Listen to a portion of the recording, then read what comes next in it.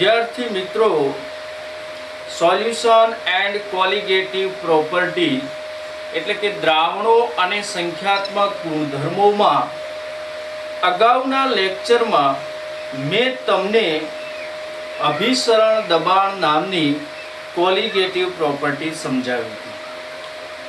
અગાઉના લેક્ચરમાં અભિસરણ દબાણની ગણતરી કરવાના જુદા જુદા કેસ જોયા અને એના કેટલાક પ્રોબ્લેમનું આપણે સોલ્યુશન કર્યું હતું. બરાબર. હવે આજે આ લેક્ચરમાં હું તમને બે દ્રાવણોની કમ્પેરિઝન બતાવીશ, બે દ્રાવણોની સરખામણી. પરંતુ ધ્યાન રાખજો કે આ સરખામણી અભિસરણ દબાણને અનુલક્ષીને છે. એટલે આપણે સરખામણી કરીશું બે દ્રાવણોની તો કોના અનુસંધાનમાં કરીશું? અભિસરણ દબાણના અનુસંધાનમાં, કે બંનેના અભિસરણ દબાણ સમાન છે કે કોઈ એક દ્રાવણના અભિસરણ દબાણ વધારે છે, કોઈના અભિસરણ દબાણ ઓછા છે. આ પ્રકારની સમજ આ લેક્ચરમાં આપણે મેળવવાનો પ્રયત્ન કરીશું. તો આ બાજુ ધ્યાન રાખો, comparison between two solution. But શેમાં કમ્પેરિઝન કરવાની છે દ્રાવણોમાં? તો દ્રાવણોના અભિસરણ દબાણના અનુસંધાનમાં આપણે દ્રાવણોની કમ્પેરિઝન કરવાની છે. તો આ બાજુ ધ્યાન રાખશો.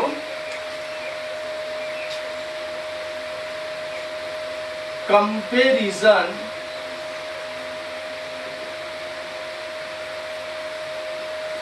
between two solution. બે દ્રાવણો વચ્ચે આપણે સરખામણી કરવાની છે, પરંતુ આ સરખામણી અભિસરણ દબાણને અનુલક્ષીને હશે. હવે હું બે દ્રાવણો બનાવું. આ બાજુ ધ્યાન રાખો. માની લો કે કોઈ એક દ્રાવણ છે,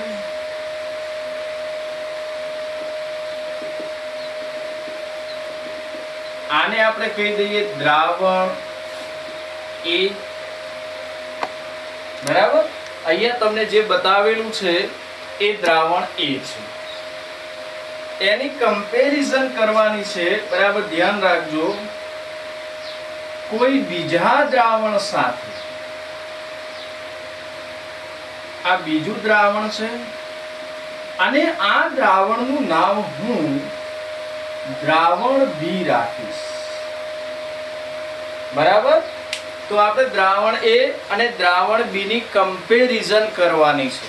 પણ આપ જાણો છો કે કમ્પેરિઝન શેને અનુસંધાનમાં કરવાની છે? અભિસરણ દબાણ. તો ધારો કે દ્રાવણ A નું અભિસરણ દબાણ પાયે અને દ્રાવણ B નું અભિસરણ દબાણ ધારો કે પાય B છે. આનું અભિસરણ દબાણ પાયે છે અને દ્રાવણ B નું અભિસરણ દબાણ પાય B છે. હવે આ પાયે અને પાય B કેવા પ્રકારના હોઈ શકે? એના આપણે ત્રણ કેસ જોઈએ. પહેલા કેસમાં માની લો કે એવું હોય, પાય A greater than pi B. એટલે કે દ્રાવણ A નું અભિસરણ દબાણ દ્રાવણ B ના અભિસરણ દબાણ કરતા વધારે હોય. એ કેસમાં આપણે એવું માનીશું કે જેનું અભિસરણ દબાણ વધારે છે તે હાઇપરટોનિક સોલ્યુશન. હાઇપરટોનિક સોલ્યુશન જેને ગુજરાતીમાં પણ આ કયું દ્રાવણ કીધું છે મેં? દ્રાવણ A. દ્રાવણ A હાઇપરટોનિક દ્રાવણ બનશે, હાઇપરટોનિક સોલ્યુશન બનશે. એનો મતલબ એ થયો કે દ્રાવણ A નું અભિસરણ દબાણ વધારે છે. કે એવો શબ્દ વાપરેલો હોય કે દ્રાવણ A અને દ્રાવણ B માં દ્રાવણ A હાઇપરટોનિક છે, તો તમારે સમજવાનું કે એનો મીનિંગ એવો છે કે દ્રાવણ B કરતો દ્રાવણ A નું અભિસરણ દબાણ વધારે છે. એટલે દ્રાવણ A હાઇપરટોનિક સોલ્યુશન થશે. એને ગુજરાતીમાં અતિ અભિસારી દ્રાવણ કહેવાય. કેવું કહેવાય? અતિ અભિસારી દ્રાવણ.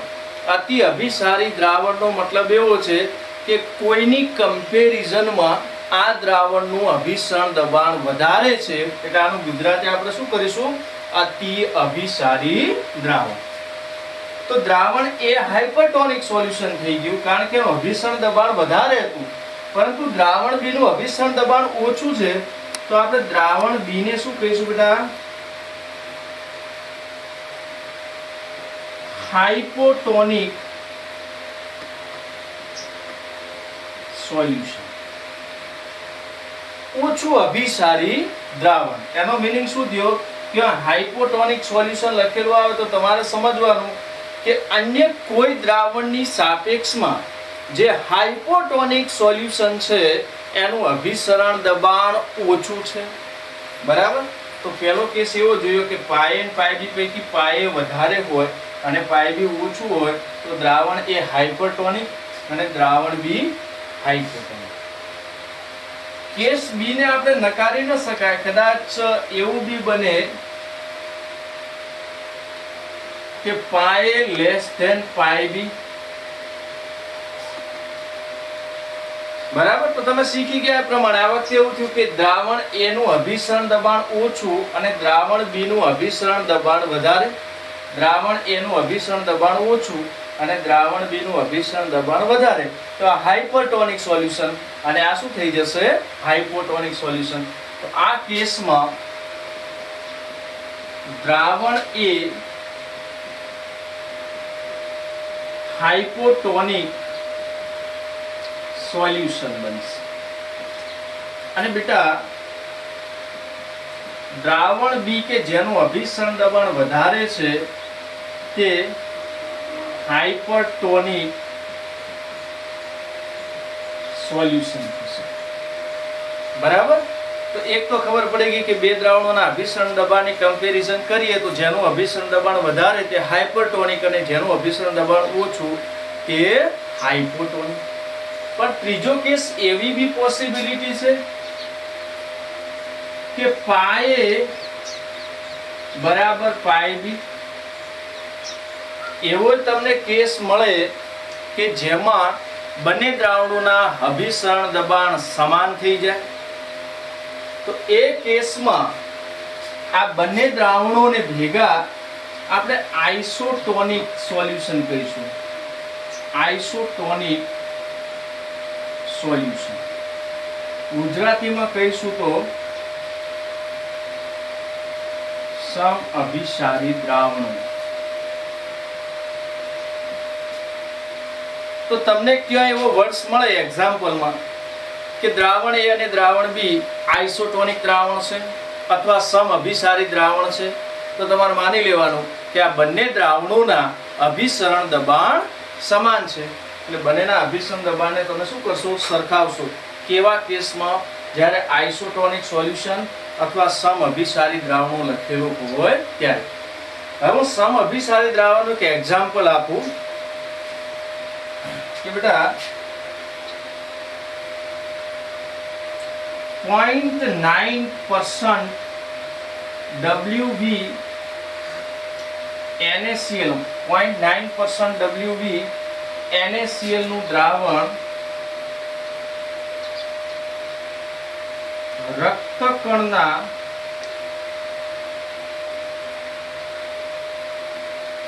પ્રવાહી સાથે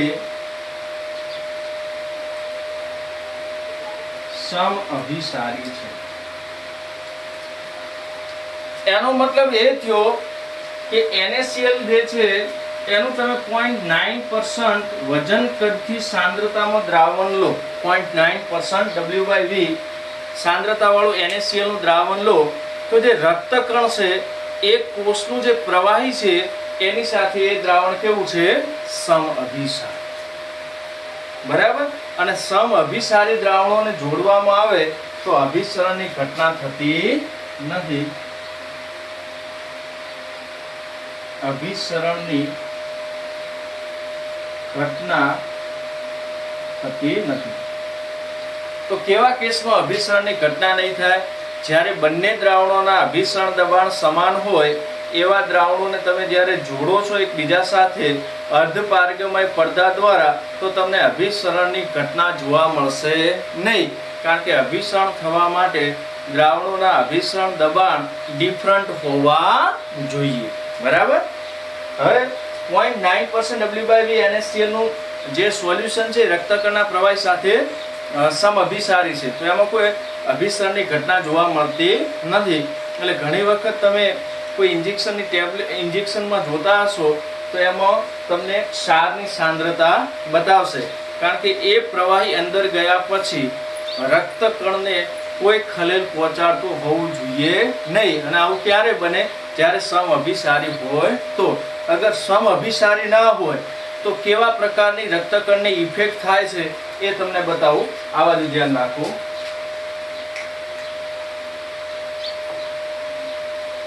માની લો કે એક દ્રાવણ છે NaCl નું, એક દ્રાવણ NaCl નું મેં તમને અહીંયા બતાવ્યું છે. આ NaCl ના દ્રાવણની સાંદ્રતા 0.9% W/V કરતો વધુ સાંદ્રતા ધરાવતું NaCl નું દ્રાવણ. અહીંયા આપણે જે દ્રાવણ લીધું છે NaCl નું, એની સાંદ્રતા 0.9% W/V કરતો વધારે છે. હવે આવા દ્રાવણમાં તમે જ્યારે રક્તકણને નાખો છો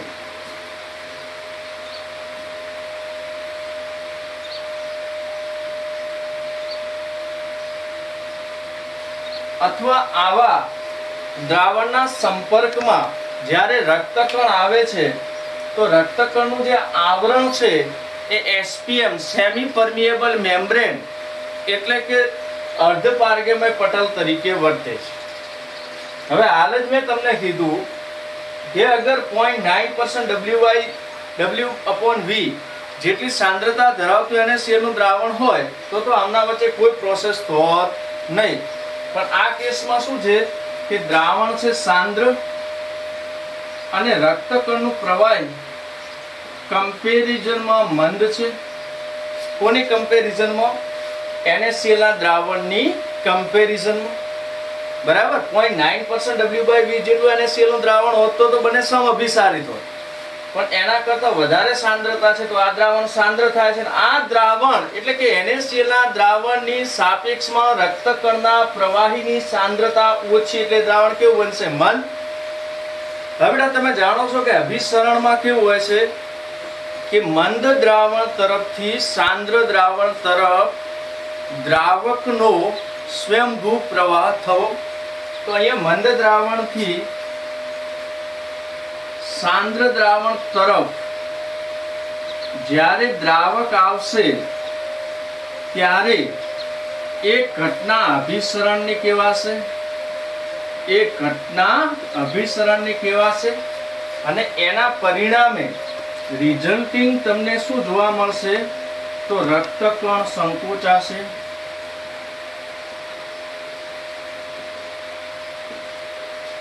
રક્તકણ સંકોચાશે, કારણ કે એમાંથી દ્રાવક અભિસરણ દ્વારા શું આવે છે? બહાર. જો રક્તકણને સંકોચાવા ન દેવો હોય તો શું કરવું પડે? અહીંયા લીધેલ NaCl ના દ્રાવણની સાંદ્રતા 0.9% W/V લેવી જોઈએ. ઓકે. બીજો કેસ જોઈએ કે એક દ્રાવણ છે અને આ જે દ્રાવણ છે એ NaCl નું દ્રાવણ છે, પરંતુ આ દ્રાવણની સાંદ્રતા 0.9% W/V કરતો ઓછી સાંદ્રતા ધરાવતું NaCl નું દ્રાવણ છે. હવે મેં આ કેસ એવો લીધો છે કે જેમાં NaCl ની સાંદ્રતા 0.9% W/V કરતો ઓછી છે. અને આવા દ્રાવણમાં બરાબર ધ્યાન રાખજો, આવા દ્રાવણમાં જ્યારે હું રક્તકણને લાવું છું એના સંપર્કમાં, તો આ બાજુ ધ્યાન રાખો કે આ ધારો કે રક્તકણ આવી ગયો અને આ રક્તકણનું જે આવરણ છે એ એસપીએમ તરીકે વર્તશે. તો હવે તમે જોશો તો તમને ખ્યાલ આવશે કે 0.9% W/V જેટલી સાંદ્રતા હોય તો આઇસોટોનિક, એના કરતાં ઓછી સાંદ્રતા હોય એનો મતલબ એ થયો કે દ્રાવણ કમ્પેરમાં મંદ થઈ જાય છે અને રક્તકણનું પ્રવાહી આ દ્રાવણની સાપેક્ષમાં થઈ જાય છે સાંદ્ર. હવે જ્યારે મંદ અને સાંદ્ર દ્રાવણો એસપીએમ દ્વારા કોન્ટેક્ટમાં થાય તો અભિસરણની ઘટના થાય અને અભિસરણ હંમેશા મંદથી સાંદ્ર તરફ, એટલે આ વખતે દ્રાવકનો સ્વયંભૂ પ્રવાહ રક્તકણમાં દાખલ થશે. ક્યાં દાખલ થશે? રક્તકણમાં. અને એ ઘટના જે છે એ અભિસરણની ઘટના કહેવાશે. એ ઘટના શેની કહેવાશે? અભિસરણની ઘટના. પરિણામે રક્તકણની અંદર દ્રાવક આવવા લાગે છે, તો રિઝલ્ટિંગ તમને શું મળશે?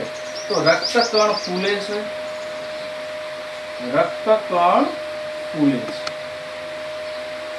બરાબર. તો રક્તકણનું સંકોચાવવું અને રક્તકણનું વિસ્તરવું, આ બે ઘટનાઓ અભિસરણ દબાણ પર ડિપેન્ડેડ છે.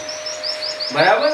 પણ તમે જો 0.9% W/V જેટલી NaCl ના દ્રાવણની સાંદ્રતા રાખશો, બરાબર, તો એ સમયે અભિસરણની ઘટના થતી નથી. તો એવા સમયે રક્તકણ ફૂલશે નહીં કે રક્તકણ સંકોચાશે નહીં. ઓકે. હવે સમઅભિસારી દ્રાવણો માટે સમઅભિસારી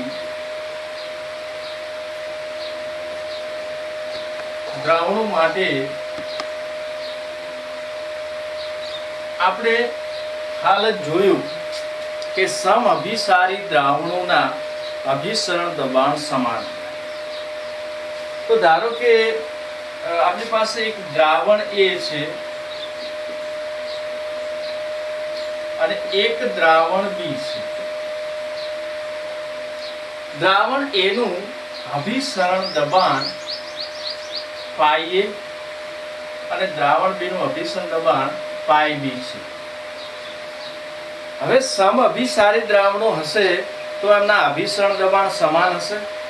તો હું અભિસરણ દબાણ સરખાઈ દઉં તો πA is equal to πB.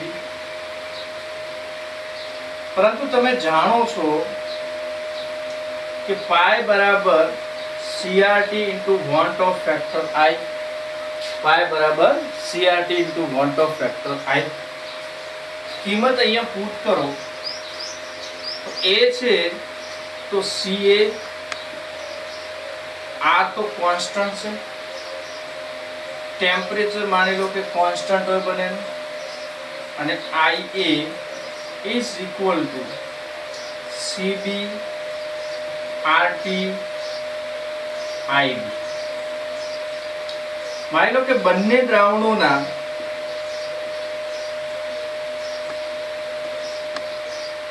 Temperature સમાન છે. બંને દ્રાવણોના ટેમ્પરેચર કેવા છે? સમાન. અગર ડિફરન્ટ ટેમ્પરેચર હોય તો આપણે T and TB લખી શકીએ.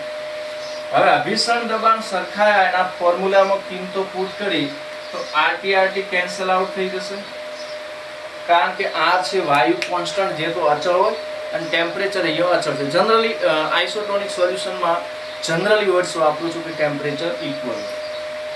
તો આપણી પાસે ફોર્મ્યુલા આવે છે CA IA is equal to CB IB. જો IA અને IB એ અનુક્રમે દ્રાવણ A અને દ્રાવણ B માં રહેલા દ્રાવ્યના વોન્ટ ઓફ ફેક્ટર છે, અને સાંદ્રતા CA અને CB એ દ્રાવણ A અને B ની સાંદ્રતા છે. તો આ શોધતા મેં તમને શીખવાડી દીધેલું છે. સાંદ્રતાઓ અહીંયા મોલારિટીમાં છે, તો સાંદ્રતાઓ મોલારિટીમાં છે. તો જ્યારે આઇસોટોનિક સોલ્યુશન તમને એક્ઝામ્પલમાં આપ્યા હોય અને કોઈ એક દ્રાવણની સાંદ્રતા આપી હોય અને બીજા દ્રાવણની સાંદ્રતા શોધવી હોય તો તમે આ ફોર્મ્યુલા વાપરી શકો. CaIa બરાબર CbI. એકદમ આસાન છે. આમાંથી દાખલા ખૂબ પૂછાશે સમઅભિસારી દ્રાવણોમાંથી. તો બંનેના અભિસરણ દબાણને સરખાવી R કેન્સલ આઉટ કરી દો. ટેમ્પરેચર સેમ હોય તો ટેમ્પરેચર કેન્સલ આઉટ કરી દો. એટલે CaIa CbIb. એમાંથી કોઈ એક દ્રાવણની સાંદ્રતા આપેલી હોય અને બીજાની સાંદ્રતા શોધવાની કે તો આ ફોર્મ્યુલાની મદદથી તમે શોધી શકો છો. અને બેટા વોન્ટ ઓફ ફેક્ટર I એ મેં તમને ડિટેલમાં ભણાવેલું છે, અગાઉનું લેક્ચરમાં જોયેલું છે. ઓકે, તો એક તો ફોર્મ્યુલા આ કામ લાગશે આ પ્રકારના દાખલા. બીજું, કદાચ તમને સાંદ્રતા ના પૂછે અને મોલ પૂછે, બરાબર, તો સાંદ્રતા મોલારિટીમાં છે. મોલારિટી એટલે મોલ પ્રતિ લિટર. તો Na/Va બરાબર શું થઈ જશે? Ca into want of factor Ia is equal to Nb/Vb અને want of factor. બરાબર. એમાં તમને બંને દ્રાવણોના વોલ્યુમ આપેલા હોય, એકના મોલ આપેલા હોય અને બીજાના મોલ શોધવાના પૂછે, પણ શરત એ છે કે સમઅભિસારી દ્રાવણો હોવા જોઈએ. આ હું સમઅભિસારી દ્રાવણોના કેલ્ક્યુલેશન માટે સમજાવું છું. અને કદાચ એવું પણ કે બંને દ્રાવણોના કદ સમાન છે તો પછી તમે Va અને Vb શું કરી દેશો? કેન્સલ. અને વોલ્યુમ શોધવાનું કે અને મોલ સમાન છે એમ કે તો બંનેના મોલ તમે શું કરી દેશો? કેન્સલ. ઓકે, તો એક બીજું ફોર્મ્યુલા આ પણ થશે જેમાંથી તમને મોલ અથવા કદ શોધવાનું પૂછી શકાય, પણ શરત એ છે કે સમઅભિસારી દ્રાવણો આવો વર્ડ અથવા આઇસોટોનિક સોલ્યુશન આ પ્રકારનું તમને ઉલ્લેખ કરેલો હોવો જોઈએ. આ તો આપણે શું છે ફોર્મ્યુલાની કિંમત મૂકીને ફોર્મ્યુલા બનાવી છે. અગર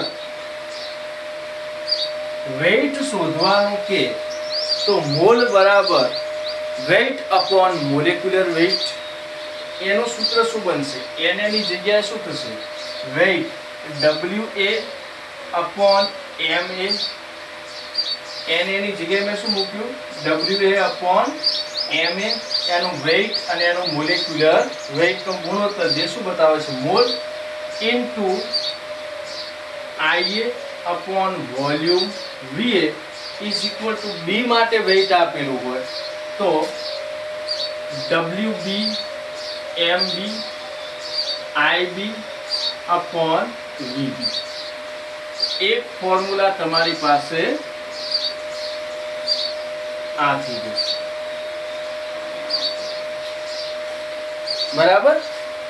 આમાં શું છે કે જો વેઇટ અને મોલેક્યુલર વેઇટ આપેલા હોય, બરાબર, અને વોલ્યુમ શોધવાનું કે તો જે તે દ્રાવણના વેઇટ અને મોલેક્યુલર વેઇટ મૂકી અને તમે શું શોધી શકો છો? વોલ્યુમ. જો વોલ્યુમ સેમ આપે, વોલ્યુમ શું આપી દે? સેમ, તો વોલ્યુમ કરી દેશો કેન્સલ આઉટ. બરાબર. બે દ્રાવણોના વેઇટ આપેલા હોય, બરાબર, અને કોઈ એક દ્રાવણનું મોલેક્યુલર વેઇટ હોય તો બીજાનું મોલેક્યુલર વેઇટ શોધી શકો. અથવા બંને દ્રાવણોના દ્રાવ્યના નામ આપી દીધા હોય, ધારો કે NaCl અને યુરિયા, તો તમને બંનેના મોલેક્યુલર વેઇટ મળી જશે. બરાબર. કોઈ એક દ્રાવણનું વેઇટ આપ્યું હોય તો તમે બીજાનું શું શોધી શકો છો? વેઇટ.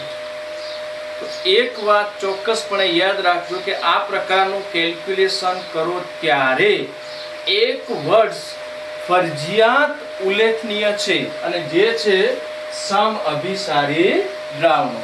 બરાબર. એમાં મેં શું કર્યું છે? બે અભિસરણ દબાણને સરખાવી અને એની ફોર્મ્યુલા બનાવી છે. ઓકે, આ ફોર્મ્યુલાઓ આગળના લેક્ચરમાં બધી વાત કરેલી છે કે આ દ્રાવ્યના મોલ છે, દ્રાવ્યનું આંગિક દળ છે, દ્રાવણનું કદ છે અને I છે વોન્ટ ઓફ ફેક્ટર. ઓકે, હવે હું પહેલા સૂત્ર પરથી એક દાખલો તમને પ્રેક્ટિસ કરાવી દઉં. બાકીના દાખલાઓ પૂછાવાની શક્યતા વધારે છે પણ એકદમ ઈઝી છે એટલે તમે ગણી શકશો.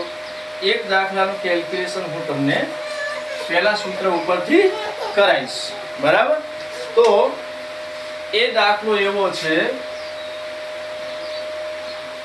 કે 2 મોલર Na2SO4 નું દ્રાવણ 27° તાપમાને NaCl ના દ્રાવણ સાથે સમઅભિસારી છે. તો NaCl ના દ્રાવણની સાંદ્રતા મોલારિટીમાં ગણો. અહીં Na2SO4 નું 75% જેટલું આયનીકરણ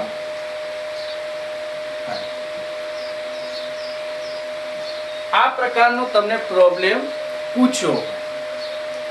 પ્રોબ્લેમ બરાબર સમજો. આમાં શું કીધું છે કે Na2SO4 ની સાંદ્રતા આપી છે કેટલી 2 મોલર કે 2 મોલર Na2SO4 નું સોલ્યુશન છે અને એ સોલ્યુશન ટેમ્પરેચર દેખો બંનેના સમાન આપ્યા છે. કેટલા? 27° તાપમાને NaCl ના દ્રાવણ સાથે સમઅભિસારી છે. તો એક દ્રાવણની સાંદ્રતા આપી છે અને જે દ્રાવણની સાથે સમઅભિસારી છે એટલે કે NaCl ના દ્રાવણની સાથે સમઅભિસારી છે તો એ NaCl ના દ્રાવણની તમને સાંદ્રતા પૂછી છે. શેમાં? મોલારિટી. અને સાથે સાથે એક ઉલ્લેખ પણ કરેલો છે કે Na2SO4 સોલ્ટ છે એમ છતાં એનું 100% આયનીકરણ ન થતો 75% જેટલું શું થાય છે? આયનીકરણ. ઓકે, તો ચલો આપણે પ્રોબ્લેમનું સોલ્યુશન લાવીએ. બરાબર ધ્યાન આપજો આ બાજુ મિત્રો.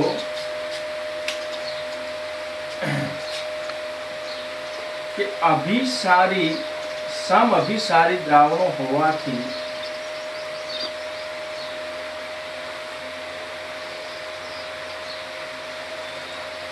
pi Na2SO4 is equal to pi NaCl.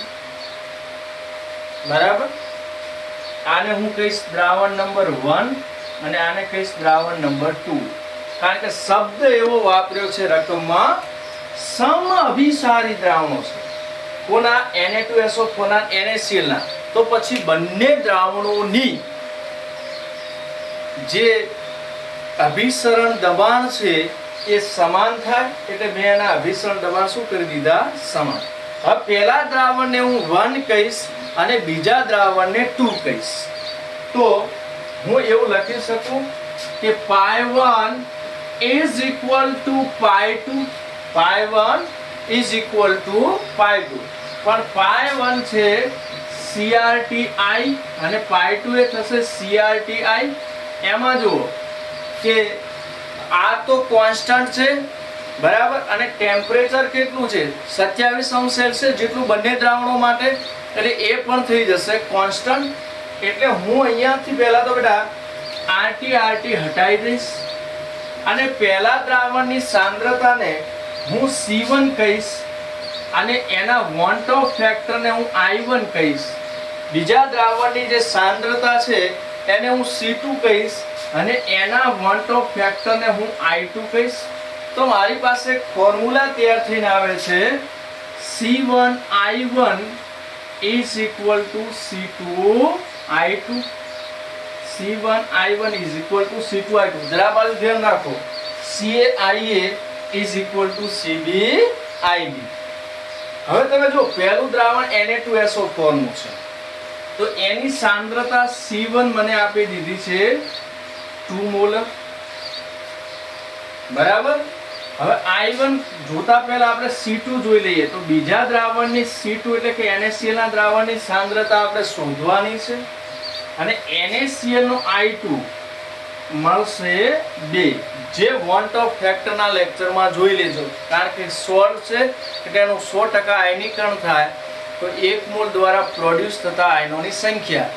NaCl no 1 mall જ્યારે આયનીકરણ પામે ત્યારે 1 મોલ Na+ અને 1 મોલ Cl- એટલે 2 મોલ આયનો પ્રોડ્યુસ થાય એટલે I2 કેટલો લઈ લીધો 2. હવે આમાં I1 શોધવો છે, બરાબર? તો Na2SO4 માટે I1 શોધીએ તો I નું સૂત્ર છે 1 + n-1 આલ્ફા.